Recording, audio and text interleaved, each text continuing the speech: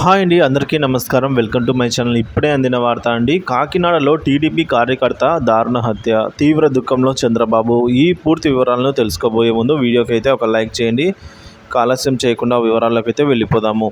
కోనసీమ జిల్లా ముమ్మిడివరం మండలం సూరయ్య చెరువు గ్రామానికి చెందిన గాలిదేవుడు మరో 10 మంది కలిసి టాటా మ్యాజిక్ వాహనంలో శనివారం రాత్రి తమ స్వగృహం నుంచి తుని సమీపంలోని తలుపులమ్మ లోవకు బయలుదేరారు. ఆదివారం కావడంతో అమ్మవారికి మొక్కులు చెల్లించుకునే భక్తులు ఎక్కువ మంది తెల్లవారుజామున చేరుకొని అక్కడే వంట వండుకొని అమ్మవారికి నైవేద్యం చెల్లించి సాయంత్రం తిరిగి ఇంటికి చేరుకుంటారు. మొక్కు తీర్చుకునేందుకు గాలిదేవుడు తన బంధువులు స్నేహితులతో కలిసి ఒక వాహనంలో బయలుదేరారు. అర్ధరాత్రి 12 గంటల సమయానికి కాకినాడ జగన్నాథపురం సెంటర్కు చేరుకున్నారు. అప్పటికే అక్కడ ఉన్న ఓ ముగ్గురు వ్యక్తులు గాలిదేవుడు వెళ్తున్న వాహనాన్ని ఆపి తమకు డ్యాష్ ఇచ్చిందే మీరు అంటూ గొడవ పడ్డారన్నమాట.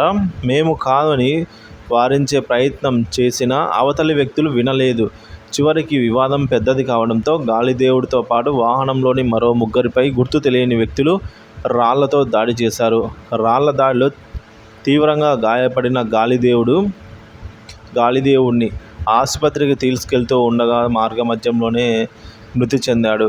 మృతుడు గాలిదేవుడు టీడీపీ కార్యకర్తగా గుర్తించారు. ఇటీవల జరిగిన ఎన్నికల్లో తమ గ్రామంలో కీలకంగా పనిచేశారు. గాలిదేవుడు మృతిపై పలు అనుమానాలు వ్యక్తమవుతున్నాయి. ఎవరైనా ఉద్దేశపూర్వకంగా హత్యకు ప్లాన్ చేశారా అనేది తెలియాల్సి ఉంది. పక్కా ప్లాన్ ప్రకారమే గాలిదేవుడు లోవ వెళ్తున్న విషయం తెలుసుకొని కాకినాడలో హత్య చేసేందుకే ముందుగానే ఎవరైనా ప్లాన్ చేశారా అనే కోణంలో పోలీసులు విచారణ చేస్తున్నారు.